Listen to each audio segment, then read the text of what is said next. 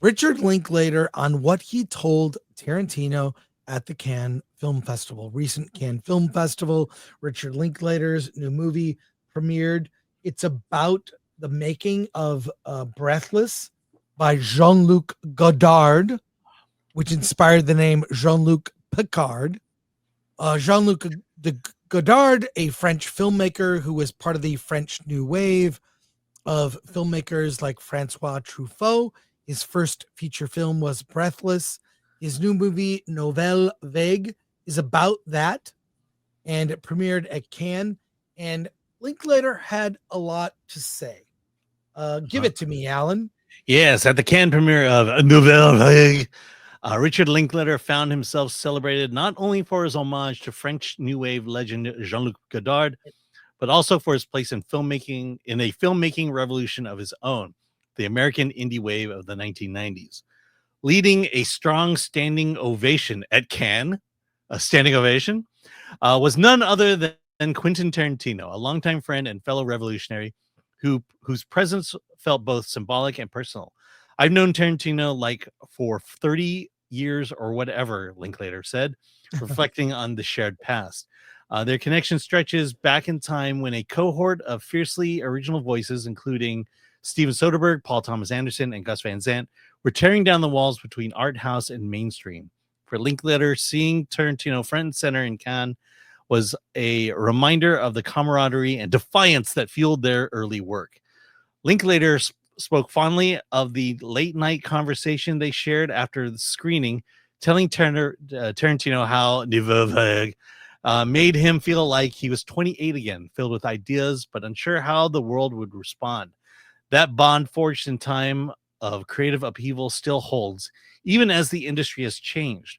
Whereas Tarantino's film have often been bold, stylized, and reverential, Linklater's work tends to be realism, rehearsal, and lived experience. But the two directors share an unrelenting devotion to the craft of filmmaking. Their mutual respect, sustained over time, was on full display at Cannes, serving as a quiet testament to the enduring power of artistic friendship, forged in the fire of a cultural moment that may never fully return. Well, you didn't get to the punchline of this, Well, unless that's all I it's got. had. Yeah. Okay, we got to read down to the article here when you get to the most important quote from the entire thing. Yeah. Talking about the state of the industry, where he basically ends by saying, unless it's got money all over it, nobody cares. Nobody cares. Our currency is financial success, Linklater says. If it hasn't sold 1 million albums or grossed 100 million, they just go, is it important? Should we pay attention? Unless it's got money all over it, nobody gives a shit. That's where the industry is. So it's kind of sad. I'll say this. I'm a huge Linklater fan. He made my absolute favorite independent film of all time. It's called Slacker from 1991. It is a series. It's a day in the life of Austin, Texas.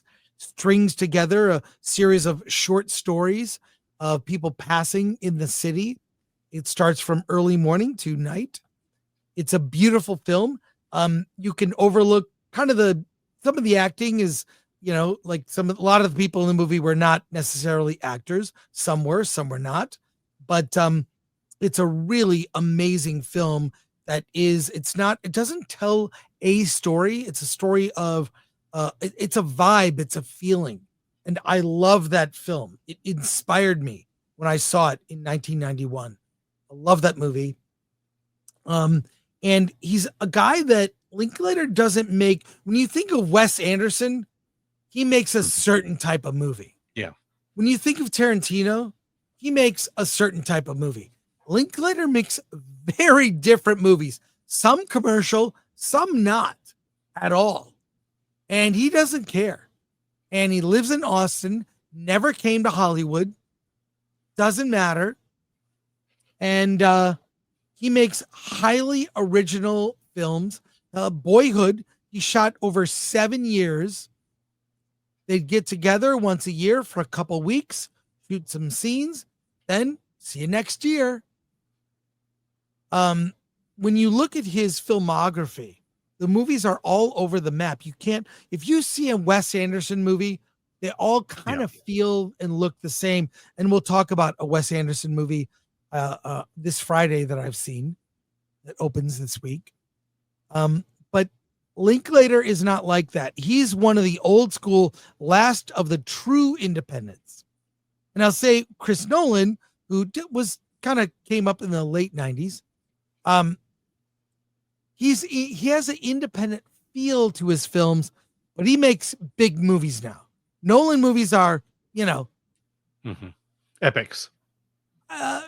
Yeah. He's earned it. He's earned it. Okay. But Linklater is more interesting to me because you never know what you're going to get. I'm obviously very excited about his upcoming film, but that quote, unless it's got money all over it, nobody gives a shit. You would not get surprise successes if you did not take a risk. And Hollywood is not about risk. It's about IP.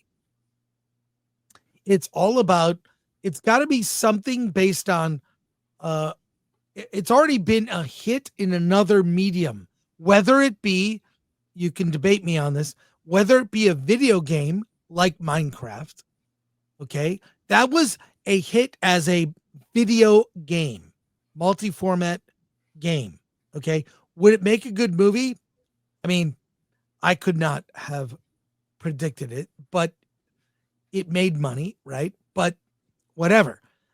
But they take safe bets based on pre-existing IP. It used to be so many films were mostly based on books, novels. A popular novel would make its way to the big screen. That was a big deal. Now it's this thing where it's a live action of the original cartoon of the IP that's already succeeded somewhere else into the and now like Wicked, which was based the Wicked is based on the stage play that was based on the book. The stage play changed it, and the movie's based on the stage play. You see where this goes, Alan, where it's like several different proven properties to get to the movie. Yeah. And that's something I do appreciate about Nolan and Linklater, for that matter, that the things they choose to do are based on an original idea, and there are fewer and fewer filmmakers like that today. 69. What do you think, Alan? Your thoughts on these comments? I mean, just kind of going on the indie theme here. If you're a serious filmmaker, Hollywood is not the dream. I don't know why you would chase a big budget, adaptation of some sort of IP. Because once you accept the big Hollywood dollars, you are no longer your own filmmaker. You are their filmmaker. Correct.